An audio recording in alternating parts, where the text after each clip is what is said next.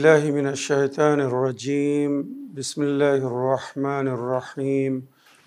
وصلى الله على محمد وعلى آله الطيبين الطاهرين الذين أذهب الله عنهم الرجس وطهرهم تطهيرا. اللهم صل على محمد وآل محمد.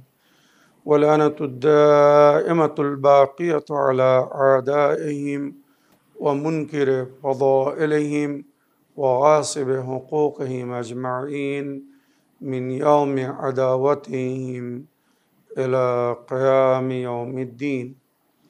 أما بعد عباد الله، أوصيكم ونفسي بتقوى الله، فإن التقوى خير الزاد وبح المعاد، وتنفع يوم لا ينفع فيه مال ولا بنون إلا من أتى الله بقلب سليم.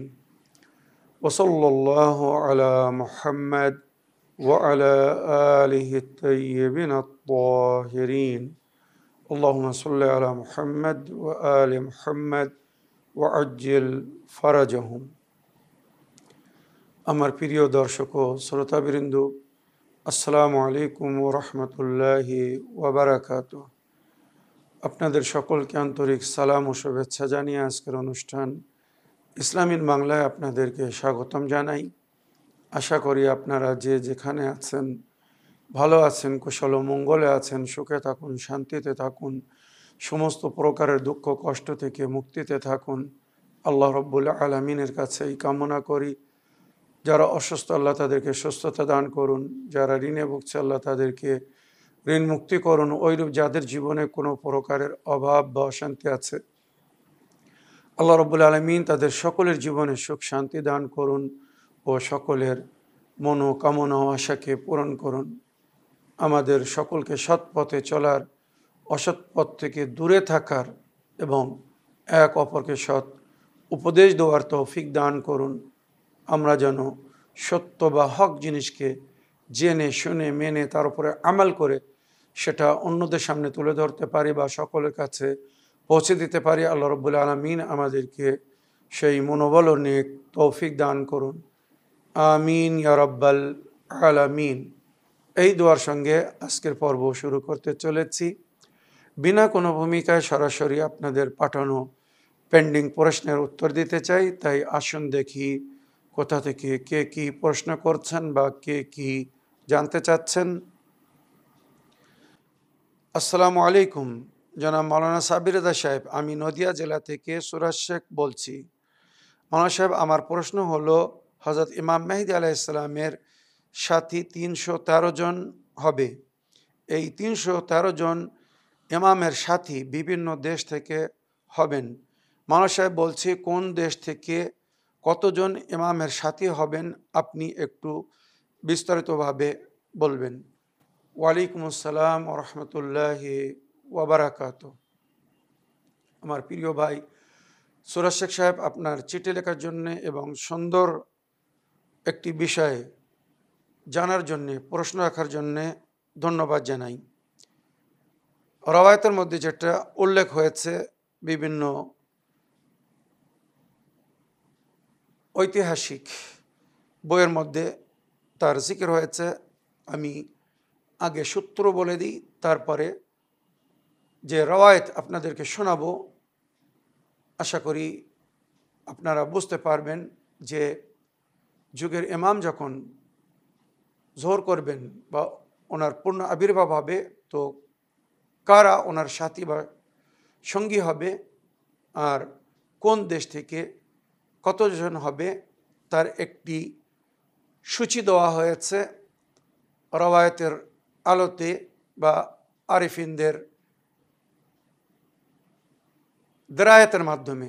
সুতরাং যে বইতে আপনারা এই সমস্ত ইনফরমেশন পাবেন, ইসবাতুল হুদাত খণ্ড নম্বর ৩, সৈয়দ আলী ইবনে তাউস, রওজাতুল ওয়াইজিন, আল গাইবা লিশেখ তুসি, হাদিকাতুশ শিয়া, গায়বাতে নোমানি, বিহারুল আনোয়ার এবং আরও অনেক বইয়ের মধ্যে এগুলো বিস্তারিতভাবে আলোচনা হয়েছে, যার সারাংশ আমি এখানে আপনাদেরকে শোনাচ্ছি।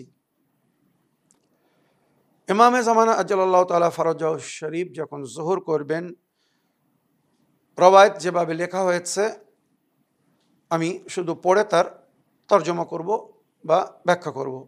लश्कर मौला इमाम मेहदी अलैहिस्सलाम अज्जलल्लाहु ताला फरजहु शरीफ के सरबरा और निज़ाम इंतकाम के कुल्ली मालिक व मुख्तार मौला अबुल फजल अब्बास होंगे। ইমামের যখন জোহর হবে তো ইমামের যে সেনা, সেই সেনার সেনাপতি হবে মৌলা আব্বাস আলাইহিসসালাম। যেমন কারবালায় ইমাম হোসেন আলাইহিসসালামের সৈনিকের সেনাপতি ছিলেন মৌলা আব্বাস আলাইহিসসালাম। তো যখন যুগের ইমামের জোহর হবে তো মনে রাখবেন কারবালার শহীদদেরকে পুনরায় জীবনদান দেওয়া হবে, কিছু জালিম ও মজলুমদেরকে এই দুনিয়ায় আবার ফিরিয়ে আনা হবে, তোলা হবে। মজলুমরা জালিমদের থেকে জুলুমের ইন্তেকাম নিবে, প্রতিশোধ নিবে। মনে রাখবেন এগুলো কোরআন, হাদিস এবং তাফসিরের মধ্যে উল্লেখ হয়েছে। সমস্ত জ্ঞানী গুণী শিক্ষিত মাওলানারা এ সম্পর্কে জানেন, কেননা কোরআনে যে রাজাতের জিকির হয়েছে, আমাদের বিশ্বাস বা আকিদা, আমরা আহলে বায়তের মান্যকারী, আমাদের নবী বা আহলে বায়ত কোরআনের আয়াতের ব্যাখ্যায় যেটা বলেছেন, সূরায়ে মুমিন, সূরায়ে গাফির যাকে বলা হয়, 40 নম্বর সূরা, আয়াত নম্বর 11, কিছু লোকেরা হবে কালু রব্বানা আমাতনা ইসনাতাইন, হি আমার প্রতিপালক, আমরা দুবার মৃত্যুবরণ করেছি। এই দুনিয়ায় আমরা এসেছি, মৃত্যুবরণ করে চলে যাব। কিন্তু কিছু লোকেরা বলবে আমরা দুবার মৃত্যুবরণ করেছি। ও আহিয়াইতানা ইসনাতাইন, আর আমাদেরকে দুবার, দ্বিতীয়বার আবার জীবনদান দেওয়া হয়েছে, জীবিত করে তোলা হয়েছে। একবার মারা গেছি, আবার তোলা হয়েছে, আবার মারা গেছি, আবার হাসরের দিনে তোলা হবে। তখন তারা কি বলবে? কালু রব্বানা আমাতনা ইতনাতাইন ওয়াহিয়াইতানা ইতনাতাইন, আমরা দুবার মরেছি, দুবার বেঁচেছি। ফাতারাফনা বিজুনুবিনা, আমরা নিজের ভুল স্বীকার করে নিলাম। ফাহাল ইলা খুরুজিন মিন সাবিল, এবারে এখান থেকে বাইরে যাওয়ার কি কোনো রাস্তা আছে? এই আগুন থেকে, জাহান্নাম থেকে রক্ষা পাওয়ার কি কোনো উপায় আছে? তখন আল্লাহ তাদেরকে বলবেন না, আর সুযোগ দেওয়া হবে না। তোমরা দুবার সুযোগ পেয়ে যখন আল্লাহর কথা মানোনি, আল্লাহর নবীর কথা মানোনি, দিন শরীয়তকে বা আল্লাহর দিনের সংবিধানকে যখন ফলো করনি, তো আর তোমাদেরকে সুযোগ দেওয়া হবে না। কাল্লা ইন্না কালেমাতুন হিয়া কায়লুহা, এ শুধু এদের মুখের কথা, এদের বাস্তব ওটা না যেটা এরা মুখে বলছে। তো এগুলো প্রমাণ করে যে কিছু লোকদেরকে এই দুনিয়ায় পুনরায় পাঠানো হবে। তাই রওয়ায়াত বলছে যে মাওলা আব্বাস আলাইহিসসালাম উনি ফিরে আসবেন, কারবালার শহীদরা ফিরে আসবেন, আর ইমামের সঙ্গী বা সাথী হবেন। মনে রাখবেন। তো এই যে 72 জন, এটা হিসাবে রাখবেন। এছাড়া एक सुर्ख रंग के परचम से खुरूज शुरू होगा जिस पर या सारातल हुसैन লেখা होगा। এই সেনাপতির হাতে একটি লাল পতাকা হবে। এই কারবালায় ইমাম হোসেন আলাইহিস সালামের রওজার উপরে, গুম্বদের উপরে যে লাল পতাকা দেখছেন, ওই পতাকার উপরে লেখা আছে ইয়া লা সারাতাল হুসাইন, মানে ইমাম হোসেন আলাইহিস সালামের রক্তের প্রতিশোধ নেওয়ার জন্যে ওই লাল পতাকা আজও ইমামের রওজার উপরে লাগানো আছে। এই রক্তের এখনও প্রতিশোধ নেওয়া হয়নি। ইমামে মেহেদী আলাইহিস সালাম এসে যখন ওই রক্তের প্রতিশোধ নেবেন, জালেমদেরকে তুলবেন, শাস্তি দিবেন, আর যারা ওই জুলুমের ওপরে আজও রাজি, এজিদপন্থীদেরকেও উপযুক্ত শাস্তি দিবেন। তখন এই পারচাম, মানে যে মাওলা আব্বাসের হাতে থাকবে, এটা লাল পতাকা হবে। এক জিস পর আল ইজ্জতুলিল্লাহ, ওইরূপ আরও কিছু পারচাম হবে, তার উপরে লেখা থাকবে সম্মান শুধু আল্লাহর জন্যে, আল আজমাতুলিল্লাহ, সমস্ত আজমাত আল্লাহর জন্যে। আল বায়াতুলিল্লাহ, বায়াত শুধু আল্লাহর জন্যে। এজিদের কোনো বায়াত হবে না বা জালিমের কোনো বায়াত হবে না। ইমামে মেহদি আলাইহিস সালামের হাতে আল্লাহর বায়াত হবে। ইমাম মেহদি আলাইহিস সালামের বায়াত মানে আল্লাহর বায়াত, যেমন নবীর বায়াত মানে আল্লাহর বায়াত ছিল, যা জিকির কোরআনে হয়েছে। আর রাফাতুলিল্লাহ, উচ্চতা, সম্মান, মর্যাদা সব আল্লাহর জন্যে আর আল্লাহর নেক বান্দাদের জন্যে। এবারে ইমামে মেহদি আলাইহিস সালামের যে বিশেষ সৈনিক এই দুনিয়ার মুমিনিনদের মধ্যে থেকে নেওয়া হবে 313 জন। তো ওখানে বলা হয়েছে 263 জন পুরুষ হবে।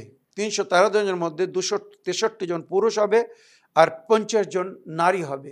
তাই নারীরা যেন দুঃখিত না হয় যে আমরা কি ইমামের সঙ্গী বা সাথী হওয়ার সুযোগ পাবো না।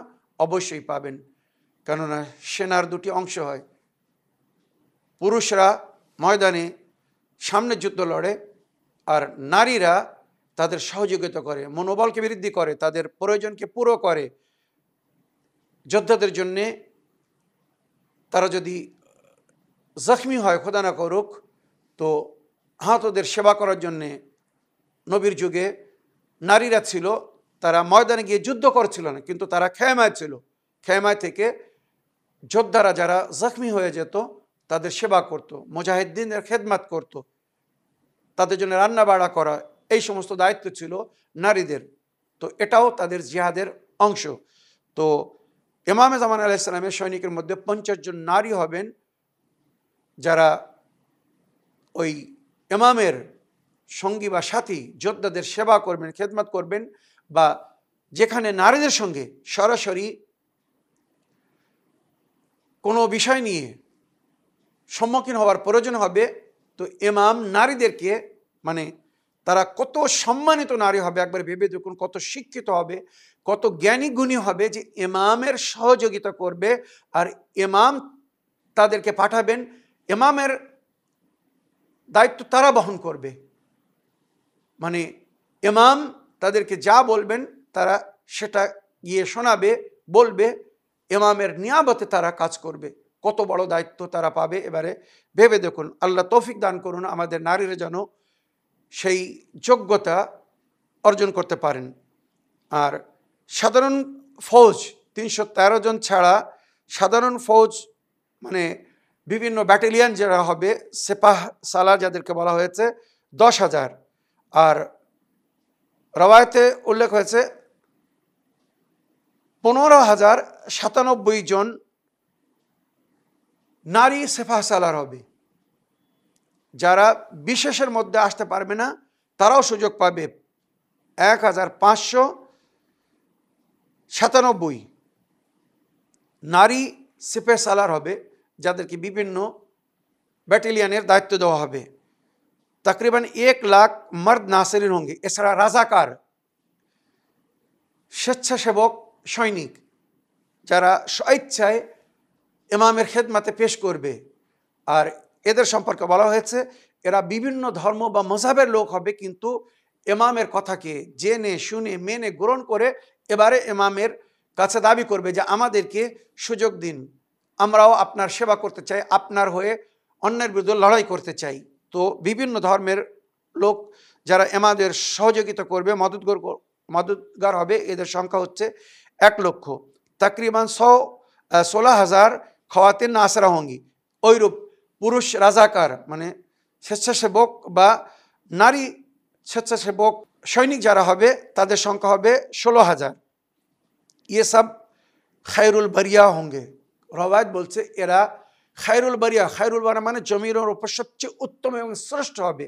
চিন্তা করুন, এরা কোনো প্রকারের অন্যায়, অবিচার বা পাপের সাথী হবে না, বা যারা নিজের জীবনে কখনো অন্যায়কে আশ্রয় দেয়নি, এরা হবে তারা। उलाइका हुम खैरुल बरिया, कायनात के सबसे खुशनसीब लोग होंगे, क्योंकि अव्वलीन व आखिरीन उम्मतों में से कुल यही मुंतखब होंगे। প্রথম এবং শেষ উম্মতের মধ্যে এরাই নিযুক্ত হবে ইমামের খেদমত করার জন্য, সেবা করার জন্য। ইমামের রাজিত্বে এরা মানে নিজের মানে দায়িত্ব পালন করবে, এত বড় সুযোগ পাবে বা সৌভাগ্যবান হবে, তাহলে চিন্তা করুন। 313 बदर के मुजाहिदीन के बराबर, यानी ইসলামের প্রথম যুদ্ধ বদর যুদ্ধ, সেখানে যেমন মুসলমানদের সৈনিক ছিল 313, তো যুগের ইমামের শেষ যুদ্ধের প্রধান সৈনিক হবে 313 জন। 313 जनरलों में से ईसा, हज़रत खिज़र, इलियास और ओवैस करने भी होंगे। এনারাও কিন্তু ফিরে আসবেন। হযরত ঈসা আলাইহিস সালাম, খিজর নবী আলাইহিস সালাম, ইদ্রিস নবী আলাইহিস সালাম, ওইরূপ ওয়াইসে কারানি, ওনার বড় আশা ছিল নবীর সঙ্গে সাক্ষাৎ করে নবীর সঙ্গে যুদ্ধে অংশগ্রহণ করা, কিন্তু নবীর সঙ্গে ওনার সাক্ষাৎ হয়নি। উনি সিফফিনে মাওলা আলীর সঙ্গে বা সঙ্গী বা সাথী হয়ে এজিদের বাপের বিরুদ্ধে লড়াই করেছিলেন, আর এজিদের বাপ ওনাকে হত্যা করে দিয়েছিল। মুমিনে আলে ফেরাউন জনাবে হিজকিল, মুমিনে আলে ফেরাউন, উনিও যুগের ইমামের সঙ্গী বা সাথী হবেন। ওইরূপ আসহাবে কাহফ, জালিমদের ভয়ে বা জালিম বাদশাদের অত্যাচারে যারা নিজের দেশ ছেড়ে দেশান্তরী হয়ে পাহাড়ের গুফায় আশ্রয় নিয়েছিলেন, সূরা কাহফের মধ্যে যাদের জিকির রয়েছে, ওই আসহাবে কাহফ ওনারা যুগের ইমামের সঙ্গী বা সাথী হবেন। ইউশা বিন নুন, ওসি হযরত মুসা আলাইহিস সালামের যিনি ওসি ছিলেন, উনি যুগের ইমামের সঙ্গী বা সাথী হবেন। আসহাবে ইমাম আলী और আসহাবে রাসূলুল্লাহ সাল্লাল্লাহু আলাইহি ওয়াসাল্লাম से 4 लोग, सलमान फारसी, मेघदाद আসাদি, মালিক আশতার আর আবু দাজানা, যিনি জিন্নাতদের সঙ্গে লড়াই করতেন, এনারা যুগের ইমামের জোহরের পরে পুনরায় ফিরে আসবেন আর যুগের ইমামের সঙ্গী বা সাথী হবেন। ওই 313 জনের মধ্যে এনারা হবেন, যাদের নাম নিচ্ছি। 313 जनरलों में से सबसे ज़्यादा जनरल जिस मुल्क से है वो सोवियत यूनियन है। सोवियत यूनियन पुराना रूस यानी बशमुल आज़ाद वाली रियासतों के है, वहाँ से 32 जनरल होंगे। এটা কিন্তু খুব আশ্চর্যের বিষয়। এখন বর্তমান আমরা যে পরিস্থিতি দেখছি, মনে হচ্ছে এটা 100% সত্য বলা হয়েছে। রাশিয়া থেকে সবচেয়ে বেশি যুগের ইমামের সঙ্গী 313 জনের মধ্যে 32 জন হবেন রাশিয়া থেকে। হয়তো ভেতরের খবর আমরা রাখি না। রাশিয়ায় একটি জায়গা আছে, মুহররমের 10 তারিখে ওইখানে লোকেরা পাহাড়ে যায়। 10 তারিখে ইমাম হোসেন আলাইহিস সালামের আশুরা পালন করতে। এই রহস্য শুধু তারাই জানে, যে পাহাড়ে গিয়ে তারা এমনভাবে আজাদারি করে, জানি না যুগের ইমাম হয়তো তাদের সঙ্গে থাকেন, যে আজাদারি একটি আদর্শ। এমনভাবে তারা আজাদারি করে আর যুগের ইমামকে ডাকে আর স্মরণ করে, মাওলা আশুরার দিন এসে গেছে, যেদিন আপনার জোহর হবে, আমরা আপনার সঙ্গী বা সাথী হয়ে জালিমদের বিরুদ্ধে উঠব, শহীদদের রক্তের প্রতিশোধ নেব। তো রাশিয়া থেকে সবচেয়ে বেশি হবে, ইমানে এত পরিপূর্ণ হবে যে একজন সিপাহী বর্তমান যুগের যারা সাধারণ যোদ্ধা সৈনিক, 40টি সৈনিকের শক্তি একজনের মধ্যে হবে। গাছ, বড় বড় গাছ তারা হাত দিয়ে তুলে উপড়ে ফেলবে। যেমন আমরা ছোট গাছ উপড়াই, তুলে ফেলি, ওইভাবে তারা গাছ তুলে ফেলবে। কিভাবে বা কত শক্তির মালিক হবে জানুন। এবারে কিছু দেশ থেকে কিছু ব্যক্তিদের নাম হচ্ছে, আমি এই সংখ্যা বলার আগে একটা জিনিস বলে দিই। আমাদের গুরুজনরা, আরেফিনরা এই ফিগার দেওয়ার পরে একটা লিখেছেন যে এর মধ্যে যে সংখ্যা বলা হচ্ছে এটা কম বা বেশিও হতে পারে, কিন্তু এগুলো উল্লেখ হয়েছে রওয়ায়াতের মধ্যে। 4 अफराद सादात हसनी होंगे, 12 अफराद सादात हुसैनी होंगे, 4 अफराद औलाद अकील से, 4 अफराद हिजाज माने मक्का से, 4 अफराद बैतुल मकदिस फिलिस्तीन থেকে 4 জন হবে, 12 अफराद शाम से दमिश्क থেকে বা শাম দেশ থেকে 12 জন হবে, 12 अफराद यमन से, यमन থেকে 12 জন হবে। মানে এই 313 জনের মধ্যে এনারা। 3 अफराद আজারবাইজান থেকে, ইরানের পাশে যে দেশ। 7 अफराद मिस्र से, मिस्र থেকে 7 জন হবে। 5 अफराद हिंदुस्तान से, पुराना महाभारत से, মানে প্রাচীন মহাভারত যাকে বলা হতো, বাংলাদেশ, পাকিস্তান এবং ভারত, বর্তমান ভারত, এই 3 দেশ মিলে প্রাচীন হিন্দ বা মহাভারত বলা হতো। এখান থেকে 5 জন হবে। আর 5 আফরাদ হামদান কোহে ইরান সে, ইরানের 2টো শহর থেকে 12 জন বা 10 জন ব্যক্তি হবে। আবার রওয়ায়াত হিসেবে 12 জন মানে উল্লেখ হয়েছে ইরান থেকে। 5 জন হবে হামাদান কোহে ইরান সে, আর 7 আফরাদ সিরাজ ইরান সে। আর অনেক রওয়ায়াতে এসেছে খোরাসান, এরা সবাই খোরাসানে জমা হবে। আর খোরাসান থেকে একটা লস্কর যুগের ইমামের ডাকে লাব্বাইক বলে মক্কায় আসবে।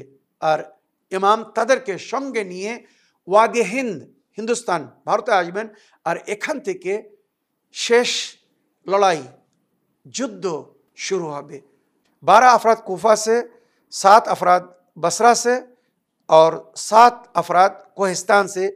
এটা কুর্দিস্তান হতে পারে বা কোহিস্তান কোনো এলাকা হতে পারে, যেখান থেকে 7 জন হবে। তো এই যে সংখ্যা বললাম, প্রায় 313 জন বিশেষ সাহাবী বা সঙ্গী সাথীদের জিকির হয়েছে। আশা করি আমার প্রিয় সুরাজ শেখ ভাই আপনার প্রশ্নের উত্তর পেয়েছেন বা আমার দর্শকবৃন্দরা বুঝতে পেরেছেন। আল্লাহ আমাদেরকে তৌফিক দান করুন, যখন যুগের ইমামের জোহর হবে আমরা যেন ওনার সঙ্গী বা সাথী হতে পারি। 313 জনের মধ্যে যদি হওয়ার সুযোগ পাই, তো এর চেয়ে তো বড় সৌভাগ্যবান আর কেউ হতে পারে না, বা এর চেয়ে তো খুশনসিবি আর কিছু হতে পারে না। তবে যদি তার মধ্যে না হয়, তো ওনার যে নাসরিন, যাদের সংখ্যা 1 লক্ষ বলা হয়েছে পুরুষ আর 16,000 বলা হয়েছে নারী, আমরা যেন ওনাদের অন্তর্ভুক্ত হতে পারি। তাছাড়া ওনার কিছু সেপাহ সালার হবে বিভিন্ন জায়গায়, যারা ইমামের তরফ থেকে নেতৃত্ব দিবে। আমরা যেন ইমামের রাজিত্বে ওই দায়িত্ব বহন করে ইমামের খেদমত করতে পারি বা ইমামের রাজিত্বের অংশ হতে পারি। আল্লাহ আমাদেরকে তৌফিক দান করুন। আসুন এবারে অডিও প্লে করি, দেখি কোথা থেকে কে কি বলতে চাচ্ছেন বা কে কি জানতে চাচ্ছেন। আসসালামু আলাইকুম। শেখ সাবির ভাইজান, আপনাকে হাজারো সালাম। আপনার পরিবার ভালো থাকে, যেন ভালো থাকে, সুস্থ থাকে। আল্লাহ রসুলের চাই দোয়া করি ভাইজান। আপনি সত্যি, আপনার কাছে যে সব জিনিসগুলো শুনছি বলে, আমলগুলো করছি বলে মনের মধ্যে যে একটা শান্তি পাচ্ছি ভাইজান, এটা বলে বোঝানো যাবে না। হয়তো আমরা অনেক অন্ধকারের মধ্যে ছিলাম। যে দর্শকই এসব মেনে চলছেন তারা অনেক ভালো, তারাও ভালো থাকে, সুস্থ থাকে। আল্লাহ রসুলের কাছে এই দোয়া করি ভাইজান। আমি বীরভূম থেকে আঞ্জলি বলছি। আমি এটা মাসালে বিন্দুতে প্রশ্ন রেখেছিলাম। আপনি বললেন যে ইসলামিক বাংলাতে প্রশ্নটা রাখতে, তাই আমি ইসলামিক বাংলাতেই প্রশ্নটা রাখছি ভাইজান। হুসেন আলাইহিস সালামের প্রশিষ্ট যে জিয়ারতগুলো আছে ভাইজান একটু বলবেন, ফজলের সহ একটু বলবেন ভাইজান। আমি হয়তো শুনে একটু খুশি হবো ভাইজান। আপনি ভালো থাকুন, সুস্থ থাকুন। আল্লাহ রসুলের কাছে দোয়া করি। খুদা হাফিজ ভাইজান।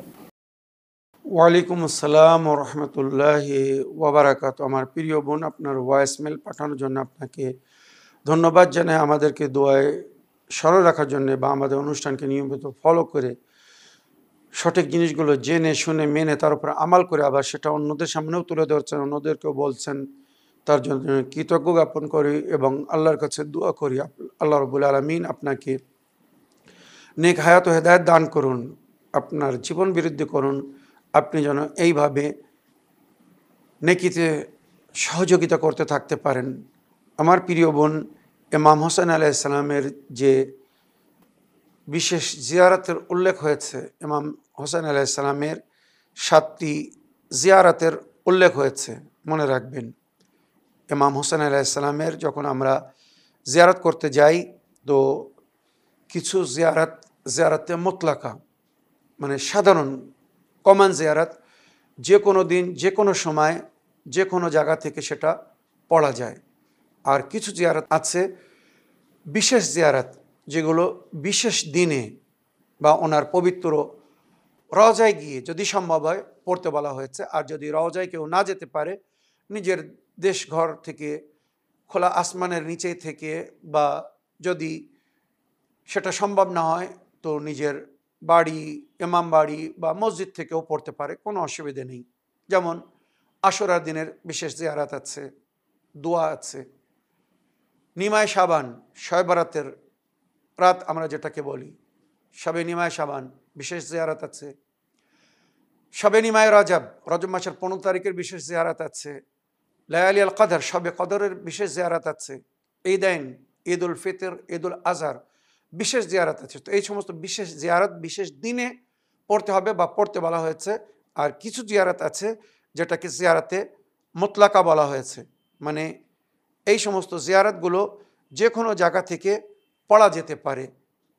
তবে ওই জিয়ারত বিষয়ে বলার আগে আমি জিয়ারতের ফজিলত সম্পর্কে, যেটা আপনি জানতে চেয়েছেন, যার উল্লেখ ইমাম হোসেন আলাইহিস সালামের জিয়ারতের বাব বা অধ্যায়ে মফাতুল জানান, শিয়াটুল কিট, ডিভাইন পাস, বাংলা দোয়া অ্যাপ, নাজাত অ্যাপ, সমস্ত অ্যাপের মধ্যে আপনারা পেয়ে যাবেন, দেখতে পারবেন, যেখানে নবী বা নবীর আহলে বায়তের থেকে ইমাম হোসেন আলাইহিস সালামের শাহাদাতের যে ভবিষ্যবাণী করা হয়েছিল, আর ওনাদের শাহাদাতের পরে যদি কেউ ওনাদের জিয়ারত করে তো সে কি সওয়াব পাবে তার উল্লেখ হয়েছে।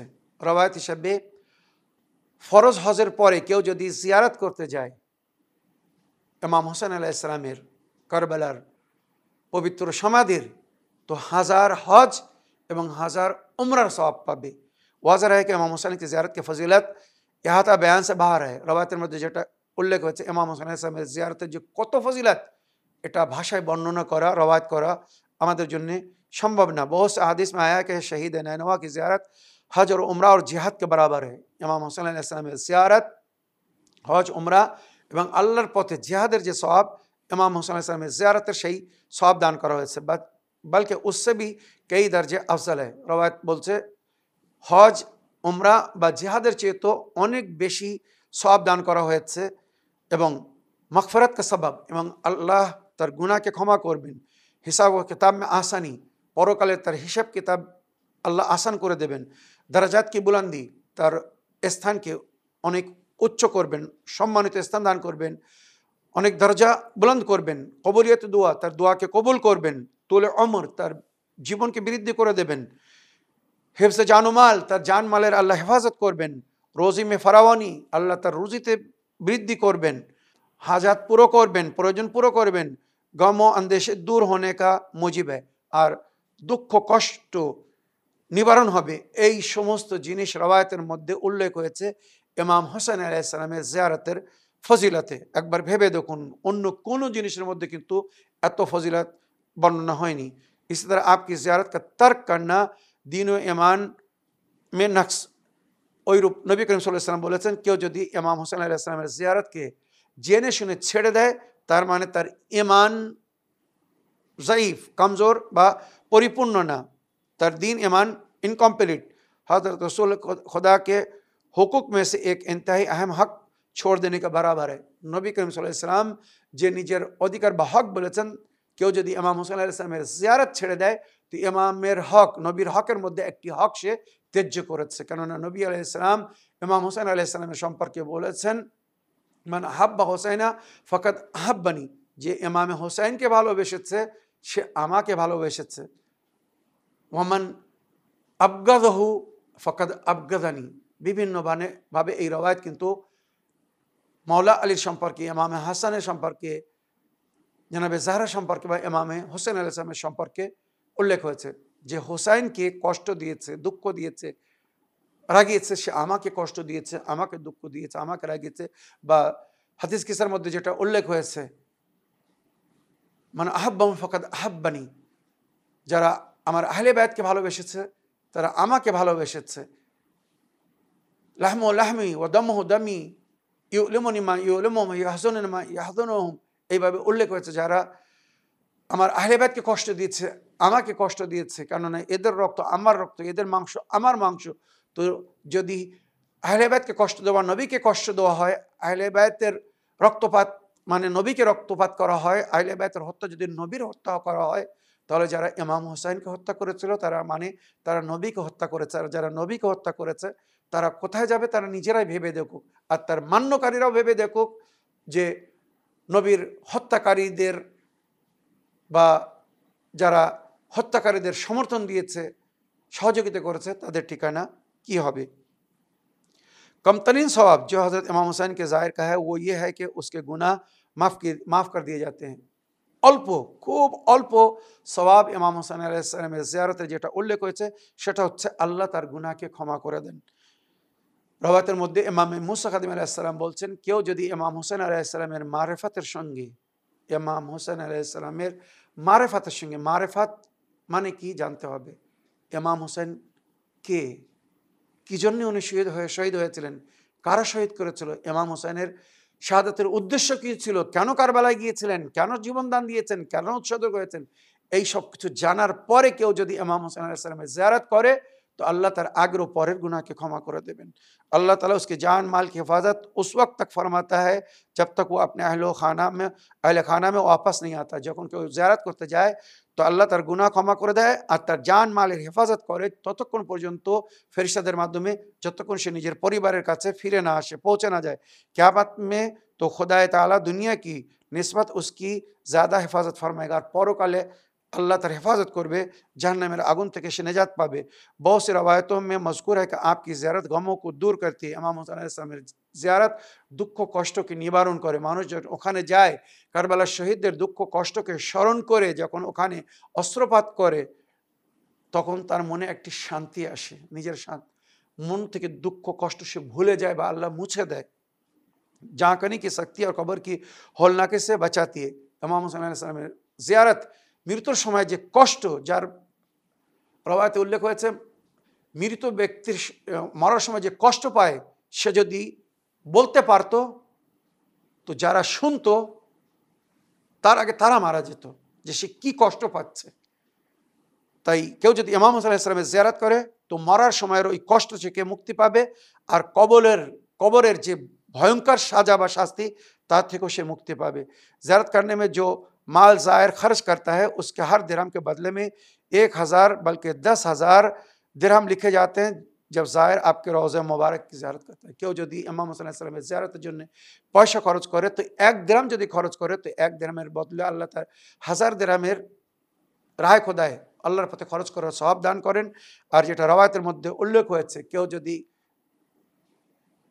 ইমাম হোসেন আলাইহিস সালামের জিয়ারত বা ওনার আযাদারির জন্য 1 দিরহাম খরচ করে তো হাদিসে কুদসিতে উল্লেখ হয়েছে আল্লাহ এই দুনিয়ায় তাকে ওই 1 দিরহামের বদলে 70 দিরহাম দান করবেন। চিন্তা করুন ইমাম হোসেনের পথে খরচ করার কি আজর ও সওয়াব। 70 দিরহাম এই দুনিয়ায় তাকে দিবেন। তাই যারা ইমাম হোসেন আলাইহিস সালামের জন্য খরচ করে মুহররমের দিনে বা 40-এর সময় যে কোনো সময় প্রতি বছর এদের দান বৃদ্ধি পায়। এবছর 5000 দিয়েছে, আগামী বছর সে 10,000 দিচ্ছে। কি করে? তার রুজির বিরুদ্ধ হয়েছে তাই তো তারা দিচ্ছে, তা নাহলে তারা কি করে দিত? তো যারা ইমাম হোসেনের পথে খরচ করে তারা জানে, তাদেরকে জিজ্ঞাসা করুন। আজ পুরো বিশ্বের রেকর্ডে এটা লেখা হয়েছে যে পুরো দুনিয়ায় ইমাম হোসেন আলাইহিস সালামের নামে যত দান খয়রাত হয় এত দান খয়রাত বিশ্বে কোনো ব্যক্তি ওলি আউলিয়ার নামে হয় না। আর যেটা বাস্তব আজ দুনিয়া দেখছে মুহররমের চাঁদ রাত থেকে নিয়ে 40 পর্যন্ত, কমসে কম 40 পর্যন্ত যেটা আমরা বিশ্বের বিভিন্ন স্থানে দেখছি, এই 40 দিন বা 50 দিন কন্টিনিউয়াসলি ইমাম হোসেনের নামে ফ্রি পানাহার বন্টন হয়, ফ্রি প্রয়োজনীয় মেডিসিন বা অনেক কিছু যার মাধ্যমে আল্লাহর বান্দারা উপকৃত হবে, উপকার পাবে, সব কিছু দোয়া হয়। আর আজ যারা ইমাম হোসেন আলাইহিস সালামের জিয়ারতের জন্য কারবালায় যাচ্ছে এই দৃশ্য যারা নিজের চোখে দেখে এসেছে তাদের জিজ্ঞাসা করুন বা স্যাটেলাইটের মাধ্যমে, টিভি চ্যানেলের মাধ্যমে, বিভিন্ন ইউটিউব চ্যানেলের মাধ্যমে আপনারা দেখছেন 80 কিলোমিটার লম্বা দস্তরখান পুরো বিশ্বে কোথাও পাবেন না। 80 কিলোমিটার সারা রাস্তা সাবিল লাগানো আছে, ফ্রি অফ কস্ট আপনি কি খাবেন, যারা নিজেরা গিয়েছে তাদের জিজ্ঞাসা করে দেখুন, তারা অনুভব করে যে আমরা জান্নাতের খাদ্য খাচ্ছি। এত স্বাদিষ্ট, এত সুন্দর, আর এত বিভিন্ন প্রকারের খাদ্য জায়েরকে দেওয়া হয়। এগুলো কোথা থেকে? ইরাকবাসীদের কাছে যখন জিজ্ঞাসা করা হয় যে তোমরা এত ব্যবস্থা কি করে করতে পারো, তো জ্ঞানী গুরি আরিফিনরা যেটা বলেছেন, ইমাম হোসেন যখন কারবালার জমিন ক্রয় করেছিলেন বানি আসাদের কাছ থেকে, তো জমির মূল্য ছাড়া 10 গুণ পয়সা বেশি দিয়েছিলেন, যে আমাদের জায়েররা আসবে, তাদের সেবা করো, খেদমত করো। সেই পয়সার বরকত আজ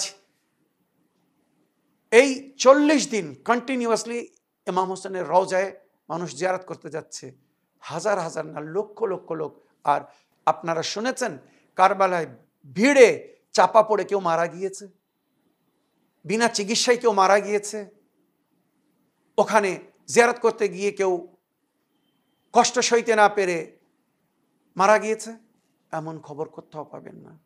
এত লক্ষ লক্ষ লোক এক জায়গায় হচ্ছে শান্তিপূর্ণভাবে। বিভিন্ন দেশের ট্রাফিক পুলিশরা ওখানকার ভিড় দেখে অবাক হয়ে তারা বলতে বাধ্য হয়েছে, আমাদের দেশের সিনিয়র ট্রাফিক পুলিশ অফিসার সে নিজের বক্তব্যে বলছে, ইরাকের এই জায়রিনদের জিয়ারত বা কারবালার দৃশ্য দেখে আমি একটা জিনিস দেখে অবাক হচ্ছি, যে ট্রাফিক রুল অ্যান্ড সিস্টেমকে এরা কিভাবে কন্ট্রোল করতে পারে। আজ আমাদের দেশে সামান্য কোনো একটা বড় অনুষ্ঠান হলে ট্রাফিক সিস্টেম মানে অনেক সময় খুব মেনটেন করা খুব দুষ্কর হয়ে যায়। আর এত লক্ষ লক্ষ কোটি কোটি লোক এক সিটিতে, এক শহরে একদিন জমা হচ্ছে, আর কোনো অসুবিধা হচ্ছে না, শান্তিপূর্ণভাবে তারা সবাই জিয়ারত করে বাড়ি ফিরে যাচ্ছে। এটা মোজেজা, মনে রাখবেন। এটা জিয়ারতে ইমাম হোসেন আলাইহিস সালামের ফজিলতের মধ্যে জিকির হয়েছে।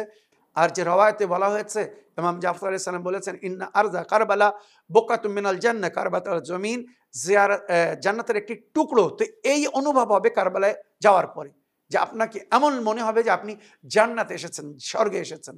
আল্লাহ আমাদের তৌফিক দান করুন, আমরা যেন মাওলার জিয়ারত করতে যেতে পারি। এবারে জিয়ারতের ভাবে যেটা উল্লেখ হয়েছে, যে মাওলা ইমাম হোসেন আলাইহিস সালামের জিয়ারত, সাধারণ জিয়ারত যেগুলো বলা হয়েছে, আপনারা যে কোনো সময় পড়তে পারেন। ইমামে জাফর সাদিক আলাইহিস সালামের কাছে যখন সাহাবেরা জিজ্ঞাসা করলেন যে মাওলা আমরা ইমাম হোসেন আলাইহিস সালামের জিয়ারত কিভাবে করব, তো উনি বলেছিলেন, আসসালামু আলাইকা হুজ্জাতাল্লাহ ওয়া ইবনা হুজ্জাতিহি, আসসালামু আলাইকুম ইয়া মালায়েকাতাল্লাহ ওয়া যাওয়ারা কবরে ইবনে নবিয়্লাহ। এইভাবে তোমরা ইমামকে স্মরণ করতে পারো। বা আসসালামু আলাইকা আবা আবদুল্লাহ, আসসালামু আলাইকা আবনা রাসূলিল্লাহ, আসসালামু আলাইকুম ওয়া রাহমাতুল্লাহি ওয়া বারাকাতুহু। জিয়ারতের ভাবে যে বিস্তারিত জিয়ারতগুলো দোয়া আছে, যদি সেগুলো নাও পড়তে পারো তো কমস কম 3টে বাক্য বলো, আসসালামু আলাইকা আবা আবদুল্লাহ, আসসালামু আলাইকা আবনা রাসূলিল্লাহ, আসসালামু আলাইকুম ওয়া রাহমাতুল্লাহি ওয়া বারাকাতুহু। তোমরা জিয়ারতের পরিপূর্ণ আজর ও সওয়াব পাবা। কেউ যদি বাড়ি থেকে বাইরে এসে, আসমানের নিচে এসে এই জিয়ারত পড়ে নিজের কাজে যায়, অফিস আদালতে যাক, মাঠে ঘাটে যাক, বা ব্যবসা বাণিজ্য করতে যাক, সফলতার সঙ্গে ফিরে আসবে। আল্লাহ ফেরেশতা পাঠাবে তার সহযোগিতার জন্য বা তার হেফাজতের জন্য। তো জিয়ারত ইমাম হোসেন আলাইহিস সালামের অনেক ফজিলত, যেটা আমরা প্রতি নামাজের পরে পড়ি। এটা হচ্ছে কমন জিয়ারত, সাধারণ জিয়ারত। যেমন বলি, আসসালামু আলাইকা আবা আবদুল্লাহ ওয়ালাল আরওয়াহিল্লাতি খাল্লাত বিফিনাইক আলাইকা মিন্নি জামিআন সালামুল্লাহ আবাদাম্মা বাকাইতু ওয়া বাকিয়াল লাইলু ওয়ান নাহার ওয়ালা জাআলাহুল্লাহু আখিরাল আহদি মিন্নি লিজিয়ারাতিকুম। আসসালামু আলাল হুসাইন ওয়া আলা আলী ইবনুল হুসাইন ওয়া আলা আওলাদিল হুসাইন ওয়া আলা আসহাবিল হুসাইন জামিআন ওয়া রাহমাতুল্লাহি ওয়া বারাকাতুহু। যদি এতটুকু প্রতিদিন প্রতি ফরজ নামাজের পরে পার্টি গোটানোর আগে যদি পড়েন, তো মনে রাখবেন হাসরের দিনে আপনার গণ্য ইমাম হোসাইনের জারদের মধ্যে হবে।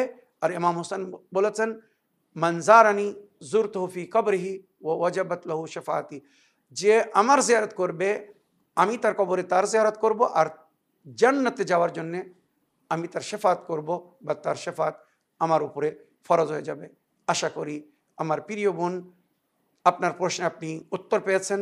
সমস্ত জিয়ারত পড়ে তার ব্যাখ্যা করা হয়তো সম্ভব হবে না, তাই অনুরোধ করব, জান্নাতে চাবি বই বা নাজাত অ্যাপ, বাংলা দোয়া অ্যাপ বা বিভিন্ন অ্যাপের মধ্যে জিয়ারতের তর্জমা দোয়া আছে, ওগুলো দেখে ভালো করে মন দিয়ে পড়ুন।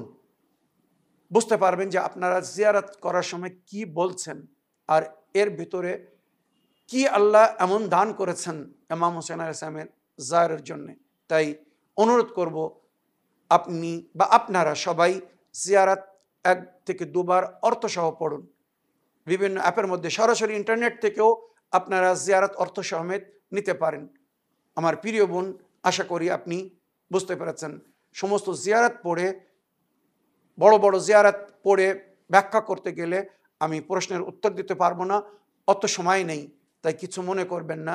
আশা করি আজকে যে আপনার দাবিতে জিয়ারতের ফজিলত বললাম বা বিভিন্ন জিয়ারত সম্পর্কে বললাম, এর থেকে আপনি বা আমার সমস্ত দর্শকবৃন্দরা লাভবান হয়েছেন। এই বলে আমার আজকের বক্তব্য এখানে শেষ করলাম। ওয়া আখিরু দাওয়ানা আলহামদুলিল্লাহি রাব্বিল আলামিন। ওয়াসসালামু আলাইকুম ওয়া রাহমাতুল্লাহি ওয়া বারাকাতুহু।